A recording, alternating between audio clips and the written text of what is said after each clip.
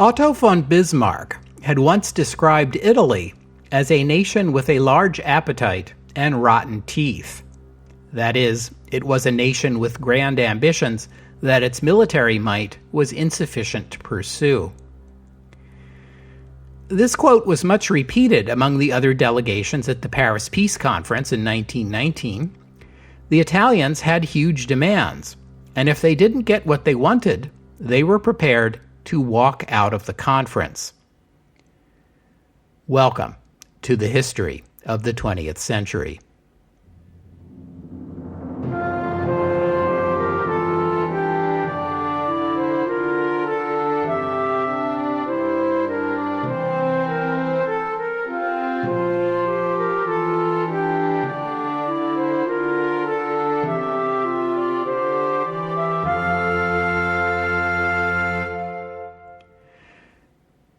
Episode 197, 1919, Italy, Part 1.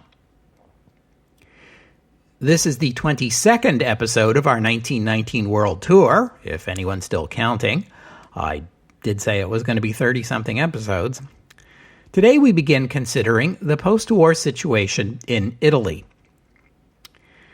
How would you assess Italy's role in the Great War? In 1919, that was a complicated question. In some respects, Italy had performed remarkably well. In 1915, when Italy entered the conflict, there must have been many observers who believed that the country was too politically and economically fragile to hold its own over years of debilitating conflict with nations larger and richer than it was. You could say the Italian people and the Italian state had risen to the challenge. Italian entry into the war had opened a third front against Austria, and the Italians had fought continuously, bleeding the Austrians even after Russia had bowed out. Italy had suffered 500,000 soldiers killed and nearly 1 million more wounded, but had fought on until its final offensive forced Austria to ask for an armistice, which in turn made it impossible for Germany to continue the war alone. The Italian car maker, Fabbrica Italiana Automobili Torino, better known by the acronym Fiat, had become Europe's largest producer of trucks, or lorries if you like. It produced 25,000 of them in the year 1918 alone. Italy began the war with virtually no domestic aircraft industry, yet by the end of the war was producing 500 airplanes every month. In 1915, the Italian army fielded exactly 613 machine guns. By the end of the war, that number was up to 20,000. The Italian government's performance in managing the wartime economy had been exemplary. Government ministries had ensured war-critical factories could get enough employees, exemptions from military service were granted as needed, and large numbers of women workers were recruited to help keep those factories humming. Some Italians benefited greatly from the wartime economic expansion, even to the point where it became unseemly. Soldiers living in alpine trenches in fear of landslides resented those who were working at the Fiat plant in Turin. Rich Italian industrialists got richer and spent some of their riches keeping up the drumbeat of wartime propaganda, since war was so good for business. All this was repugnant to the rural Italian peasants of the South, who always seemed to come up short compared to their northern cousins, and to the Italian socialists, who had opposed the war on the grounds that it was just a scheme to make more money for the capitalists at the cost of the workers' blood. Everything that had happened in the 3.5 years of fighting only confirmed all they had ever read in Marx about the evils of capitalism. But Italy's political and economic elites were proud of what their nation had accomplished. So were the returning veterans. Not only had Italy gone to war shoulder to shoulder with the world's great democracies to crush authoritarianism, it had finished the work of the Risorgimento. Surely now the last bits of unredeemed Italy would finally be joined to the fatherland. So which was it?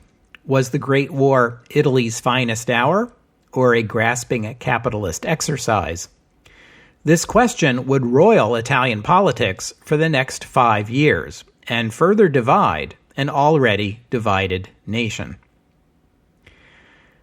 The guy doing most of the roiling was Gabriele D'Annunzio. We met him before in the podcast, back in episode 165.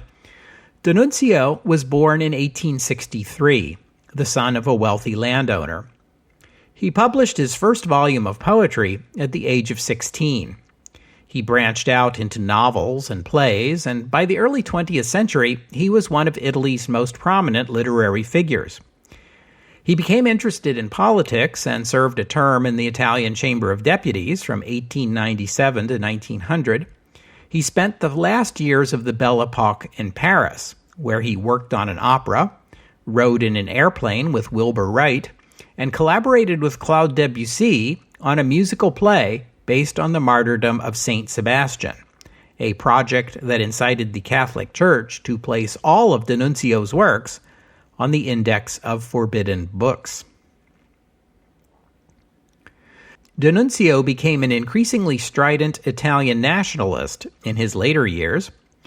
When the Great War began, he returned to Italy and became a leading figure in the campaign for Italy to enter the conflict against Austria to reclaim the unredeemed Italian lands. After Italy entered the war, D'Annunzio enlisted in the military at the age of 52 and became a fighter pilot, which further boosted his celebrity. He is perhaps best known for the daring air raid he led on Vienna on August 9, 1918.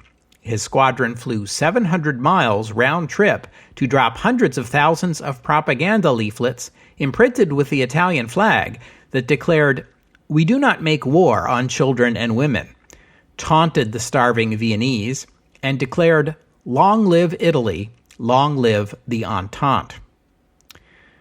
I described this mission back in episode 165. It had zero military significance, but it was huge in morale terms, both in Vienna and in Italy, where D'Annunzio became the biggest hero of the Great War. Just a few days after the armistice, D'Annunzio published a poem that attracted a great deal of attention among the Italian public. The poem directly challenged the right of Woodrow Wilson in the Paris Peace Conference, which the poem described as a senile council of trickery, to take away from Italy what Italian blood had won on the battlefield, and warned against a mutilated victory. The pro-war Italian right proclaimed that Italy had earned the lands promised to it in the 1915 Treaty of London, episode 101. The right also championed one additional claim, the city of Fiume. Never heard of it? Well, neither had most people living in 1919. But incredibly enough, in a world where Russia was fighting a civil war and Greeks and Turks were battling in Anatolia, one of the biggest international controversies of the era was the future of a sleepy Adriatic seaport with a population of maybe 50,000 souls.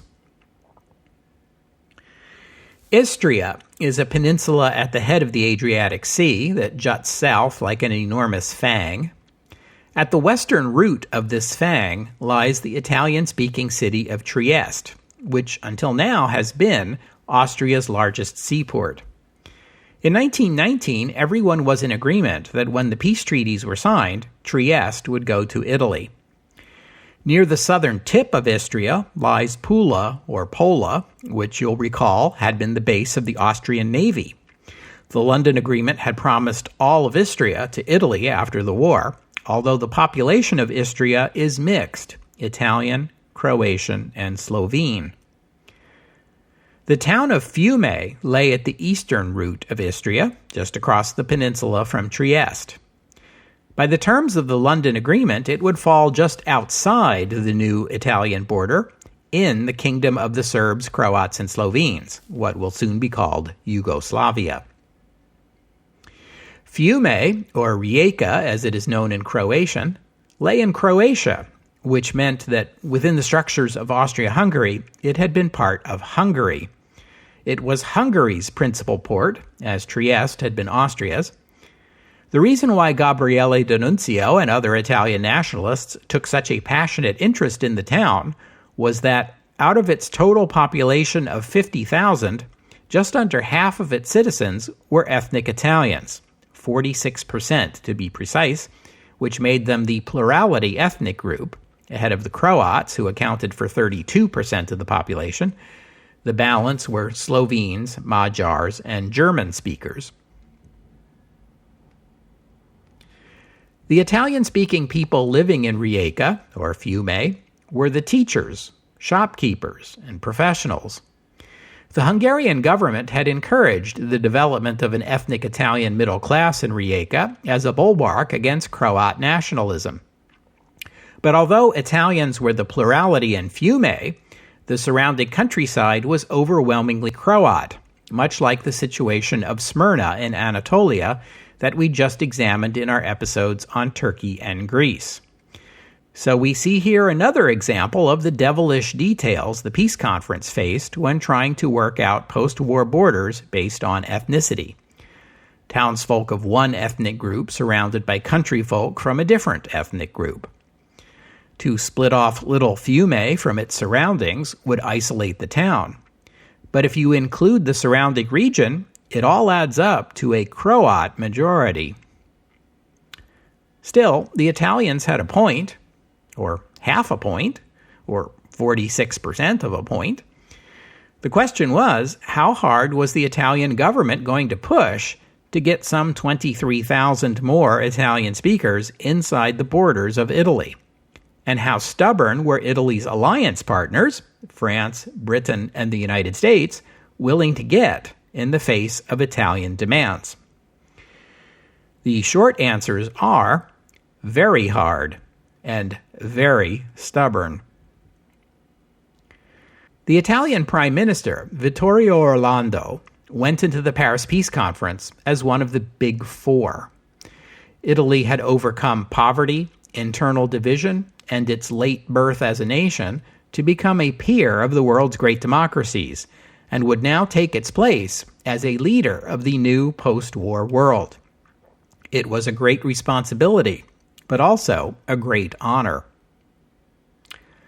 On the other hand, as Orlando left for Paris, the political situation he left behind in Rome was uneasy. The Italian left had never approved of the war, and now it drew inspiration from the success of Lenin and the Bolsheviks in Russia. The liberal middle confronted the same post-war economic dislocations of unemployment and high food prices that were being felt worldwide, and wondered if the left was right.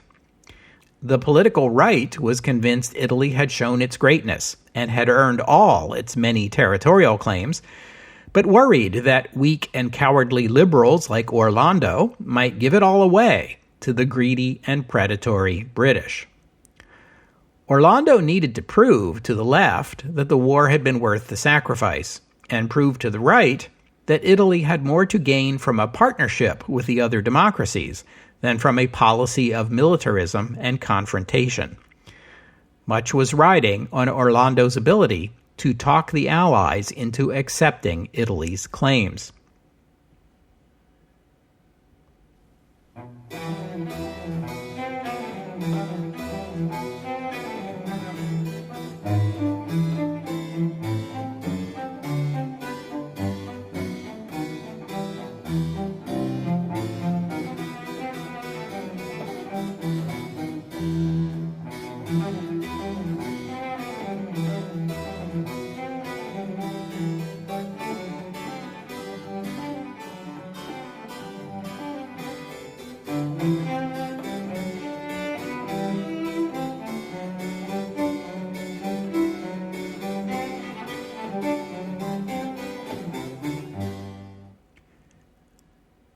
This uneasy moment in Italian political history, which presented Vittorio Orlando with such grave perils, presented Benito Mussolini with correspondingly exciting opportunities. Mussolini has come up before in the podcast. Let me just remind you about his background. He was an ardent socialist, who made a name for himself opposing the Italo-Ottoman War in 1911. He did time in prison for it, which only raised his stock among Italian socialists. That and his skillful journalism got him the post of editor of Avanti, the Italian socialist newspaper based in Milan. Under Mussolini's editorship, the circulation of Avanti went from 20,000 to 100,000. Then came the Great War in August 1914. By October, while Italy was still neutral, Mussolini had changed his views and become a supporter of Italian entry into the war on the Allied side. Recall that the war had brought German and French socialist parties around to supporting the war for nationalist reasons. The Italian Socialist Party, by contrast, remained adamantly anti-war. Mussolini decided the French socialists had the right idea and broke with the Italian socialists. He left Avanti and founded a new newspaper, Il Popolo d'Italia, in which he made the case for war.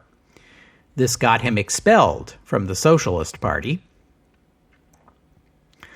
Ironically, the seed money to get this new socialist nationalist newspaper up and running came from pro-war Italian capitalists looking to make a few lire off the war, and the French Secret Service looking for a new ally. It may be that Mussolini overplayed his hand here. He may have thought that many of the tens of thousands of new readers he had drawn to Avanti would follow him to his new newspaper. They did not. Mussolini's paper's circulation was only a small fraction of that of the flagship newspaper of Italian socialism, but with the French and the plutocrats on his side, he could afford to be patient. Mussolini enlisted in the Italian army during the war. He served honorably for 9 months, rose to the rank of corporal, then was discharged after he was wounded. He returned to his new wife and his newspaper, now subsidized much more lavishly by the British Secret Service. In March 1919, while Prime Minister Orlando was in Paris, Mussolini revived a political organization he had first put together in 1915. He called it Fasci Italiani di Combattimento. Now, the Italian word fascio literally means bundle, as in a bundle of sticks, or a sheaf of grain, or a bunch of flowers. But it can also mean a group of people. So you could reasonably translate Fasci Italiani di Combattimento as Italian combat groups. And yes, to answer the question you're probably asking right now, this is the origin of the word fascist. But we're not there yet, so just hold your horses. The stated political program of the Fasci was not extremist. It was by design a sort of centrist compromise, offered as a common-sense, middle-of-the-road alternative to the polarized extremes of Italian politics. The Fasci were not to be aligned with any political party and explicitly rejected creeds and dogmas, describing themselves as the Church of all heresies. They endorsed universal suffrage, land reform, an 8-hour workday, and the abolition of the monarchy, all ideas championed by the socialists, but they were also explicitly nationalist and anti-socialist. They celebrated Italy's role in the Great War and demanded the annexation of the Austro-Hungarian territories claimed by Italy. The Fasci were also willing to use violence in support of their political goals, as their name implies. They were an organization not for propaganda, but for battle, as Mussolini put it. Mussolini himself had a long personal history of willingness to use violence that went back to his childhood, in which he was reputedly a bully in school. He was also an incorrigible lecher, one who boasted of brawling with the offended husbands and boyfriends of the women he subjected to his amorous advances. This despite his having gotten married back in 1915. He also had a record of political violence. After his military service, he was organizing veterans to attack anti-war protesters in Milan, and the willingness to use violence as a political tool would be the hallmark of his political career. So the Fasci political program said, let's combine some socialist ideas with some nationalist ones, while its mode of operation added, or else we'll knock a few of your teeth down your throat.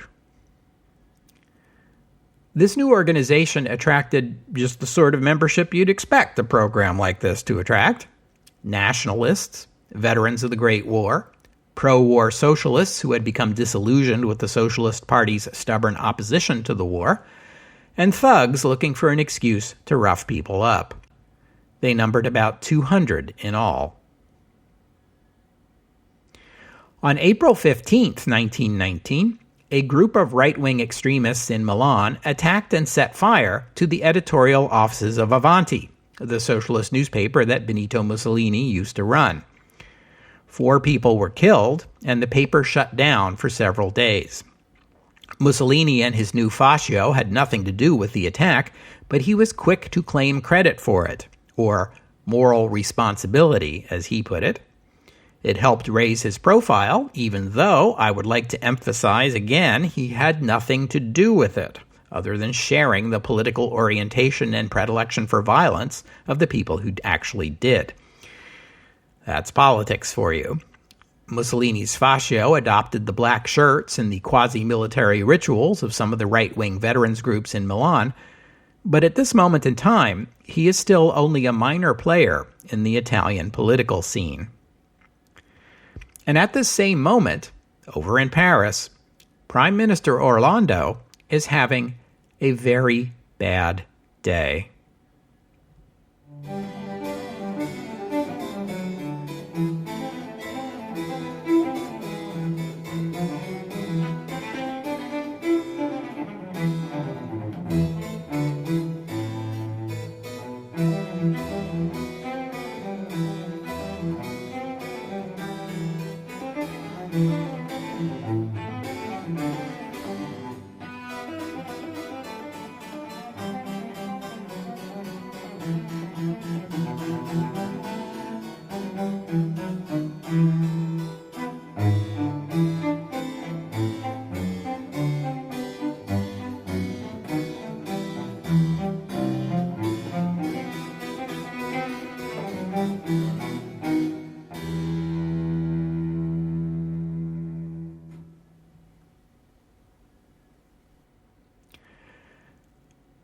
Officially, Italy was an equal partner with the United States, the United Kingdom, France, and Japan at the Paris Peace Conference. In fact, Orlando and his foreign minister, Sidney Sonino, were feeling the cold shoulder. Wilson, Lloyd George, and Clemenceau liked Orlando personally, Sonino not so much, but were distinctly hostile to the Italians' territorial claims.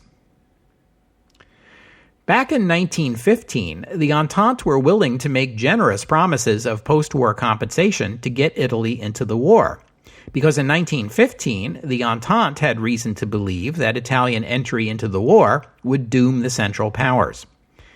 The Austrian army was already stretched thin between the Serbian front and the Russian front. It was reasonable to hope that opening a third front against Austria might add more pressure than the Austrian military could bear. So the Entente promised Italy a lot. Why wouldn't they? After all, it wasn't as if they were promising their own territory. They promised the remaining Italian-speaking territories in Austria, principally the South Tyrol and Trieste, and the German-speaking Northern Tyrol because Italy wanted a secure defensive line. Besides Trieste, the Italians were also promised Istria and islands and ports along the Dalmatian coast on the historical argument that these places had once been Venetian holdings, as well as the military argument that Italy needed good port facilities in the Adriatic for her naval defense. The Dalmatian coast of the Adriatic offers excellent port facilities, while the Italian coast opposite is spectacularly lacking in safe harbors. Therefore, Italy needed to control Dalmatia. The Allies also promised the port of Vlore in Albania, Heck, why not an Italian protectorate over Albania? The Entente also promised to affirm Italy's control over the Dodecanese islands in the Aegean and dangled promises of an Italian role in carving up the Ottoman Empire. But once Italy actually entered the war, the reality fell far short of Allied hopes. The Italians had a high opinion of their own contribution, but from the British and French perspective, Italian intervention began as a disappointment and remained a disappointment, except for that one moment, Caporetto, when it had become a fiasco. The Italian army had a minimal impact on the war. The vaunted Italian navy mostly stayed in port. And even so, the Italians demanded much in the way of support from their allies. The British basically financed the Italian war effort to the tune of some £700 million, which is about 36 billion pounds or 50 billion US dollars in today's money. The Italian military kept begging the Allies for arms and ammunition, which the Allies provided, even though their own militaries were undersupplied. Once the Italians got these arms, they seemed to do very little with them. After the disaster of Caporetto, the Italians required even more aid. The new Italian military chief of staff, Armando Diaz, afterward worked on rebuilding his army. And rebuilding. And rebuilding. The Germans advanced toward Petrograd and forced a Russian armistice. And Diaz kept rebuilding. The Germans went on the offensive in France and threatened to push the British off the continent. And Diaz kept rebuilding. Only after it was clear that Germany and Austria were crumbling did the Italian army at last begin an offensive, exactly 10 days before the Austrian armistice, and just in time to grab Trieste and the other Adriatic ports Italy coveted so dearly. In Paris, they joked that the surest way to get the Italians to go on the attack was to declare an armistice. It all seemed grasping and mercenary to the other allies, and it has to be said that the British, French, and American attitudes reflected no small amount of anti-Italian prejudice. You probably don't even need me to spell out for you the crude stereotype of Italians that was prevalent at the time and survives even in our day. Italians are loud, emotional, demonstrative, and not entirely honest. They are passionate, yet temperamental and undisciplined. They make fine artists or musicians, but are incapable of restraint, of tact, of cool and logical analysis. That was the stereotype. So when Orlando came to Paris insisting on all the territories promised in the Treaty of London, plus Fiume, it was easy to dismiss this as an overly ambitious opening bid. Even more so when he started talking about increasing Italy's holdings in Africa, asking his allies to give up French and British Somaliland to Italian control, to agree to an Italian sphere of influence over Ethiopia and the Horn of Africa. And when he insisted that if he didn't get what he asked for, his government would fall, he would be assassinated, and there would be revolution in Italy, well, it was easy to dismiss these wild predictions as exaggerations born of emotion. Typical Latin, really. The British government took the view that Italy's contribution to the war effort had been a disappointment. The British were willing to honor the terms of the Treaty of London, grudgingly, taking the pragmatic view that nations that do not honor their promises to their allies soon find themselves short of allies. But the British government was not interested in granting the Italians one more shovelful of dirt than had already been promised in the treaty, and that included Fiume. The French were even more resistant than the British to giving Orlando what he wanted. Understand that when Britain and France agreed to the Treaty of London, they did so under the assumption that Austria-Hungary would survive the war, and thus the territorial grants to Italy were to be made at Austrian expense. As a member of the losing coalition, Austria would deserve to suffer some territorial losses, and granting Italy rule over a few South Slav lands was no more unjust than the status quo ante when Germans and Hungarians were ruling over them. But the collapse of Austria-Hungary and the rise of Yugoslavia as an independent state changed this calculus. Self-determination is now the order of the day, and taking Slav lands away from a Slav kingdom to enlarge an Italian kingdom amounted to robbing one ally to enrich another. It also smacked of the old 19th century way of doing business that the Paris Peace Conference was supposed to reject. Also remember that the French government believes a strong Yugoslavia is in its own best interest. The French want to forge a chain of alliances with Poland, Czechoslovakia, Romania, and Yugoslavia to replace the alliance with Russia. Weakening Yugoslavia does not fit with the program. We also have to acknowledge that France doesn't entirely trust Italy. French policy is to keep Germany weak so there can never be another Franco-German war, and a too strong Italy undermines that policy. Don't ever forget that until the Great War began, Italy was officially an ally of Germany. The French certainly hadn't forgotten, nor had they forgotten that Italy joined an alliance with Germany and Austria while in a snit over French colonial claims in North Africa. If it happened once, it could happen again. Another Italo-German alliance could potentially become a grave threat. If the Italians keep pressing these ideas about the Risorgimento and unredeemed Italy, how long before they turned their attention to Savoy and Nice and Corsica, all formerly Italian lands now held by France? Yet the ally most hostile to the Italian claims was the United States. The U.S. had not been a signatory to the Treaty of London. Those promises to Italy were French and British promises, not American promises, and Woodrow Wilson felt in no way bound to them. Quite the contrary. Wilson deplored secret agreements like the Treaty of London. The first of his 14 points was a rejection of secret agreements and a declaration that diplomacy should always be open and public. This was clearly applicable to the Treaty of London. The ninth point called for an adjustment of Italian frontiers along lines of nationality. That meant the post-war borders of Italy would be drawn on the basis of ethnicity and self-determination, just like the borders of, say, Poland or Romania.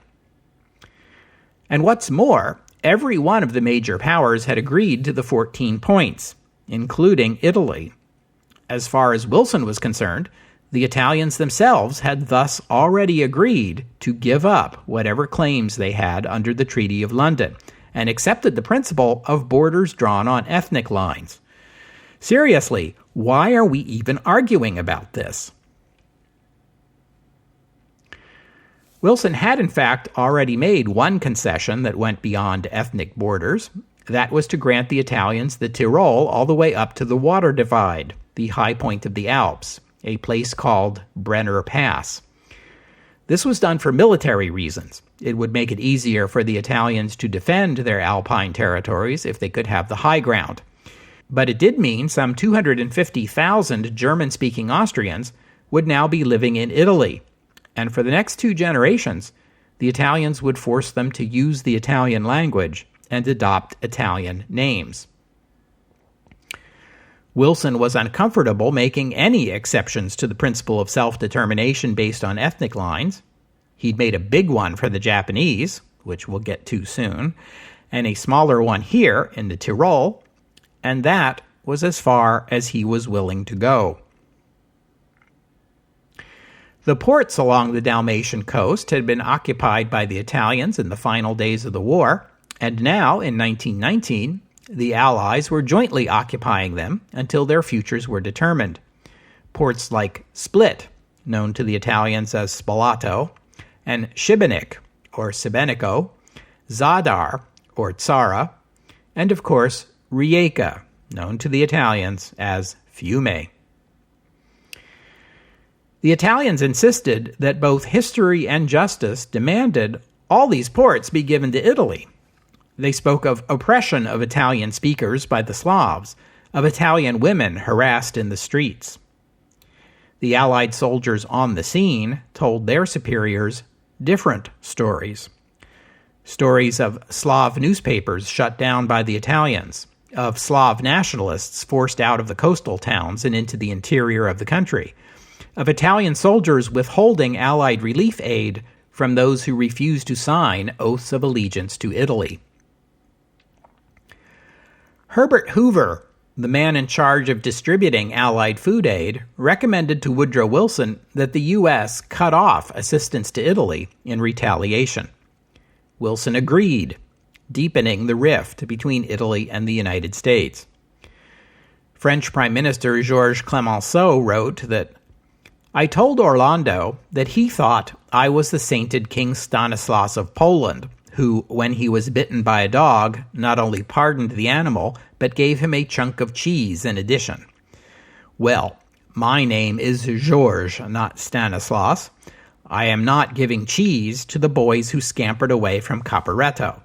I shall live up to our treaty pledge, and in addition, I shall convey a frank expression of my profound contempt. But I shall give no extras." The divisions between Italy and the Allies seemed irreparable. The Americans suggested that Italy and Yugoslavia meet bilaterally to negotiate their common border. The Yugoslav government agreed to this proposal. The Italians refused. They also refused to allow Italian territorial claims to be delegated to an expert committee, as was the usual practice at the Paris Conference. The other delegations found it hard to understand why the Italians were being so intractable, and above all else, were frankly baffled by the obsession over Fiume. Colonel House wrote in his diary, "Why they have set their hearts on a little town of 50,000 people, with little more than half of them Italians, is a mystery to me." The dispute between the Italians and the Americans came to a head on April 14th, the day before the attack on Avanti in Milan. Wilson met with Orlando and laid out his position. The 14 points were to be the basis for the peace agreement. That's how it was for everyone else, and that's how it was going to be for Italy. Foreign Minister Sonnino, who had negotiated the Treaty of London, pointed out that the Austrians had offered Italy some of the Dalmatian islands in exchange for remaining neutral, yet the Allies refused to grant them the same in exchange for fighting and dying in the war. The following Sunday, Easter Sunday as it happened, during another stormy meeting of the Big Four, Orlando broke down and wept over the refusal of the Allies to grant Italy's claims. The French and the British were unmoved, although Woodrow Wilson, Orlando's chief adversary and not a man ordinarily given to displays of emotion, took Orlando's arm and gently consoled him, or tried to. A few days later, the Italians would walk out of the conference and go home, precipitating the biggest crisis of the peace talks. David Lloyd George summed it up admirably with his remark, "Well, the fat is in the fire at last." We'll have to stop there for today.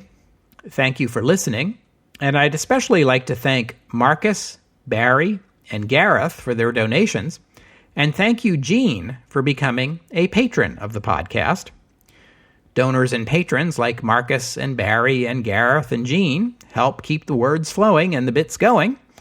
And if you'd like to help out, please visit the website historyofthe20thcentury.com and click on the PayPal or Patreon buttons. While you're there, you can leave a comment and let me know what you thought about today's show. I also post playlists of the music used on the podcast, along with composer credits and other information. So if you hear a piece of music you'd like to know more about, that's the place to look. Most of the music I use here is free and downloadable, and you'll find links to sites where you can download it if you like. A couple of weeks ago, this podcast reached a major landmark: 1 million downloads. I can hardly believe my own eyes. I still remember the days when 100 downloads felt like a lot. Thanks to each and every one of you who downloaded one or more episodes. And I want to thank those of you who wrote in to say that the podcast is helping you get through the COVID lockdown. In this time of crisis, I'm happy if there's something I can do to help make it pass a little more easily. Some of you have also written in to say that listening to episodes 171 and 172 on the 1918 influenza pandemic feels eerie now. I feel the same way. I recorded those episodes with the thought in the back of my mind that another global pandemic was just a matter of time, which was all the more reason for us to remember the last one. In truth, we should all feel fortunate the world got a 102-year respite in between. I thought about saying something to that effect in the podcast, but I don't think it made the final cut. Of course, I'm kicking myself now because if I had put it in, I'd look like a genius in hindsight. But little did I know when I posted those episodes that the next pandemic would emerge in a matter of weeks. Well, it's not really a predictions podcast, is it? It's a history podcast. And I hope you'll join me next week on the history of the 20th century as we continue the story of post-war Italy, right up to the advent of this Prime Minister Benito Mussolini thing.